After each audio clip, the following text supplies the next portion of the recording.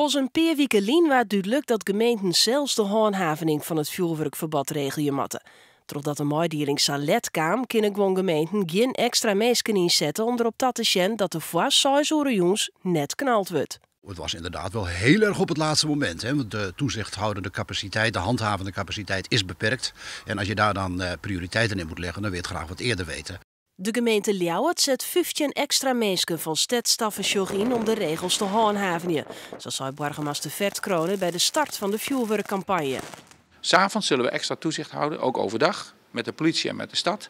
Zodat mensen die op heterdaad betrapt worden, ja, die weten echt dat ze een flinke boete kunnen krijgen of andere maatregelen. Maar naar Verstellinga luidt dat in lietsere gemeenten oors. Nou, Leeuwarden is natuurlijk een grote stad en daar zullen ze erover gedacht hebben van dat het toch wel heel erg belangrijk is dat dit hoog op het prioriteitenlijstje staat. Voorkomen dat dit gebeurt. En andere gemeentes kan het misschien makkelijker aan de preventieve kant door uit te leggen. Door te zeggen niet doen jongens, doordat er wat meer sociale controle is in de dorpen. En dat kan ik me heel goed voorstellen dat dat in een grote stad met een ander mechanisme werkt. De politie in Noord-Nederland docht niet oors dan oren jaren. Ze roepen mensen op om er zelfs goed om te tinken. We kunnen helaas niet overal zijn.